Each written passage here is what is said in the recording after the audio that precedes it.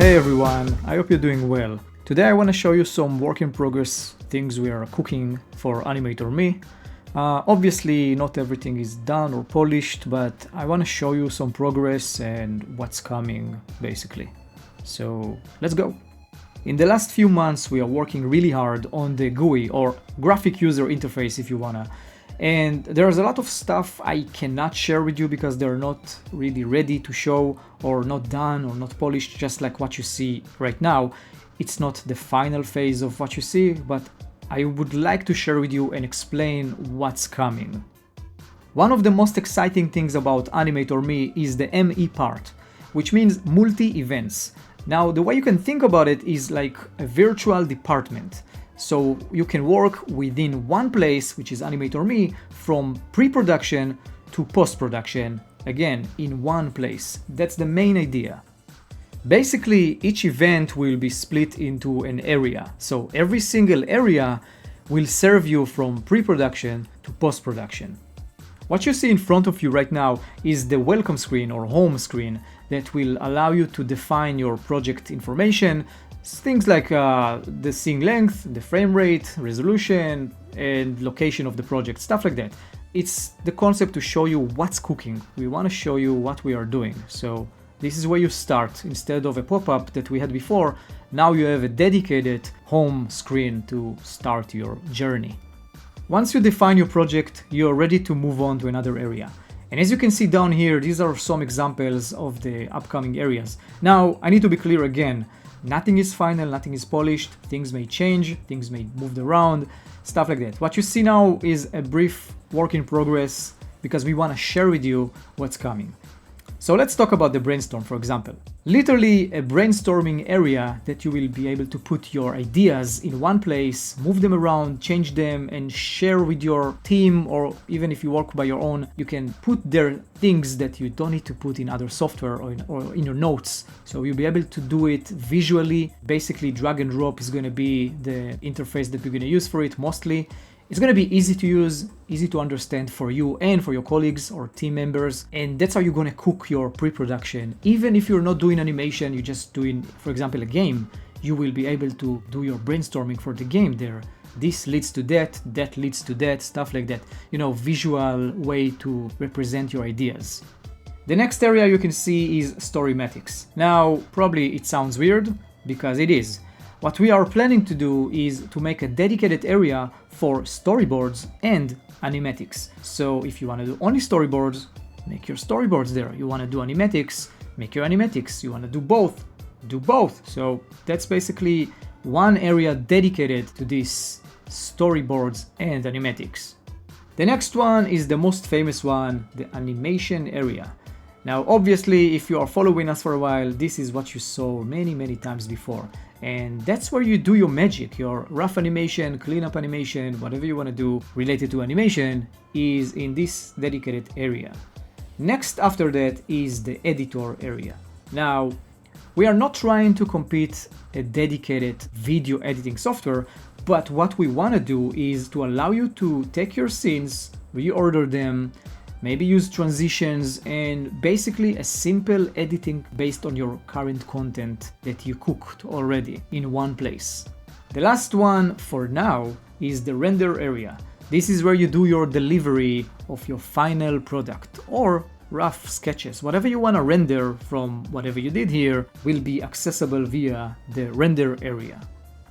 Moving on to the other GUI changes we did so far.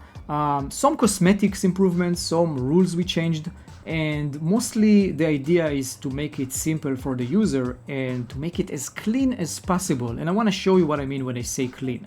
So if you don't like what you see and you need more space, what you can do is to go to these buttons here and, you know, get rid of stuff you don't want to see. Or you can bring them back and add more if you need them. Again, these are templates for some stuff and content that are coming, but for now these are templates only to show you. And there is even more. If this is not enough, we also have this guy here. So you can also have a splitter and everything beneath is still existing, but you are in control of what you will see and what will be exposed to you. So this is the new GUI futuristic GUI if you wanna. I don't know, because it's so much different than the other one that was very primitive. A quick example is using the hotkeys. If I use F1, F2, F3, and F4, it's so much easier than just going to the buttons. But you know, things may change, hotkeys may change. It's just an example for now, how the new GUI is reacting. Another improvement in the GUI is that we give you more control in the way that you see each column or panel. So for example, if you don't want to see the color panel, you can just click to fold it. You don't want to see the color bank, fold it. You want to see it, unfold it. You don't want to see any of them, you can just fold all of them, bring back what you want, and that's easy peasy lemon squeezy. And if you have anything with a list, so you will be able to control the height of it, so you can see less or more as much as you want. If it's a fixed panel, you just can unfold it. There is no reason to use stretching for something that is, don't need any stretch. So that's one. Another thing we added, it was here for a while, but we polished it a little bit, is the wildcard. The wildcard search works in real time. So if I need to look for something starting with the letter B, I just type B, and it will show me anything with B, so black and blue.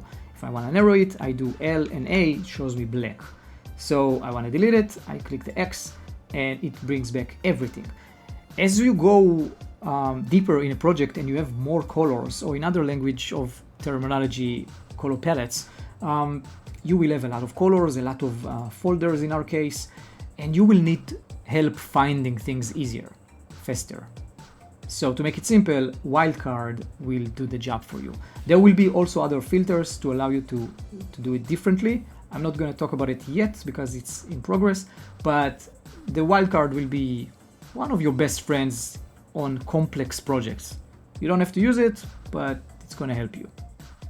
You can use full screen mode to have all the canvas to yourself, but you at the same time can use any of the other panels like I showed before if you need one of them while you're on full screen. And the cool part is that if you like to work like this, for example, in your full screen, and you go back to normal screen, and then you go back to full screen, it will remember your last mode. So you don't need to call them again unless you don't want to see them. Then you can move from full screen to normal screen as you wish. Another addition is the safe title zone or safe area, and you can already see a part of it which shows the center of the canvas. If I fit to screen, you can see the all safe title zone here, and I can zoom in and out. The center will always show the center. Even if you pan around, you will always know where is the center of the canvas. Again, fit to screen, and you can see the whole thing together. If you, for some reason, don't want to see it while working, you can just hide it or bring it back. It's that easy. One of the things we improved in the Move tool is the skew option. So now, basically, it's much more accurate than it was before. So I can do stuff like this in a very accurate way, because it was really hard to control it. Now it's very, very accurate, and I can play with it and do whatever I want, and what I see is what I get. That's hard to show, but it feels great. Until now we could only control the maximum size of the brush, but not the minimum, so we could go from 0 to whatever it is, which in this case is 0 to 20. So this is starting 0, goes up to the maximum pressure sensitivity I put to 20. Now we can control the minimum as well. So let's do the minimum 10 just to show you, and the maximum 30. So you can see, and now the minimum will be 10 pixels with my lowest pressure sensitivity 10, and the maximum will be 30 in this example. One of my favorite tools in AnimatorME so far is definitely the trim tool. It allows you to cut or trim an intersection between strokes and strokes, strokes and fills, and so on. So for example, if I want to trim this guy over here, I can go crazy, but it will only trim the first one I intersect with. So if you want to go like this, there is no worry that it will trim anything else. That's like a safe mode, and until now it was very useful, but sometimes you want to trim multiple intersections at once, and that's why we made the multi-trim mode, which is this disc saw here. And now you can do stuff like this. You can go crazy and trim everything you want at once. You can do stuff like this. Easy peasy, lemon squeezy. Another addition to the trim tool is to allow to trim only selected colors. So if you have something complex as this thing, for example, when you go to the trim tool, you may choose this guy over here, and now the selected color is only what it will allow to trim. For example, now it's red, so if I go crazy, it will only trim the red intersections. I can go further with it and I can allow it two colors. So let's do red and blue. So now if I go with the, let's say, multiple mode, I can do this. So it will do both of them at the same time, but it will not touch the black color. It will ignore it. So it only reacts to the color that you want to trim. If I do the black only, it will only do the black but ignores any other color.